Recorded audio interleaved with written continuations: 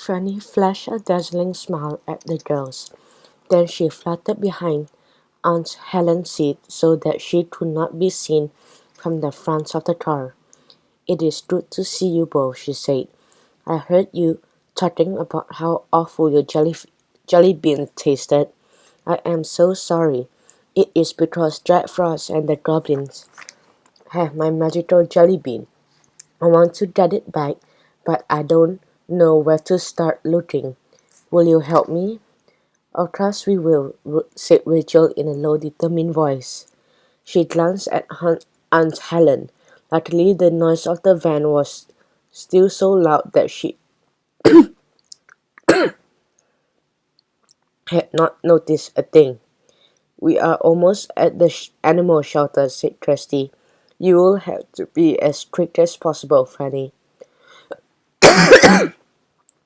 Hastily, she opened her backpack and let Franny flutter inside. Aunt Helen parked the van, and the girls climbed out.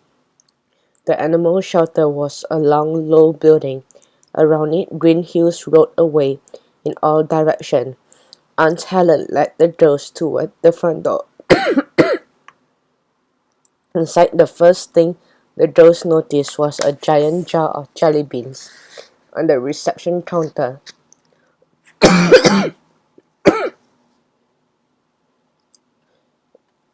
While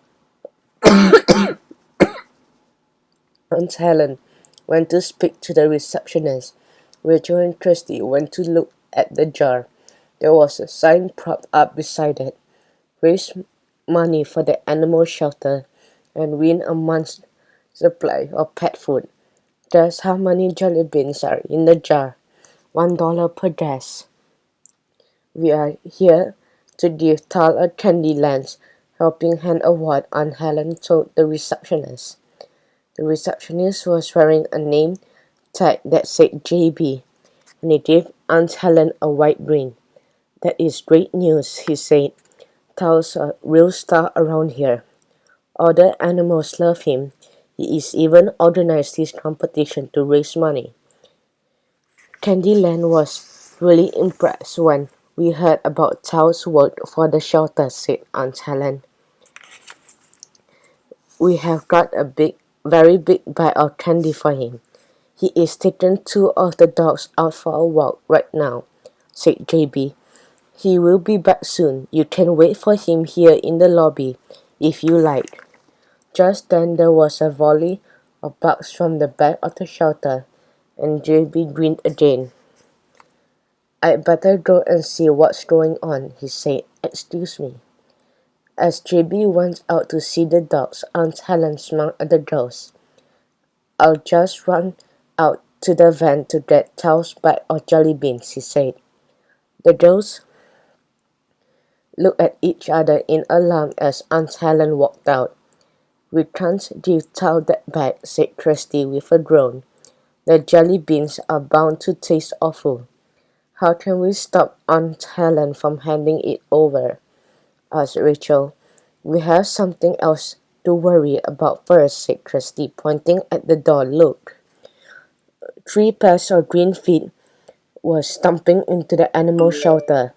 The girls looked up from the feet and saw 3 pairs of knobby green knees and finally the faces of 3 scowling goblins. "Oh no," said Rachel. "What are goblins doing here?" The goblins didn't notice the girls. The goblins were the biggest feet picked up the giant jar of jelly beans from the counter and took off the lid. Then he poured every single jelly bean out of the jar into a large sack. "That's stealing," Kirsty said, horrified. Rachel dashed towards the goblin. "Stop," she cried. "Give me that bag." She tried to grab the sack, but the goblin snatched it out of her way. "These jelly beans are for Jack Frost," shouted the tallest goblin. Back to the castle.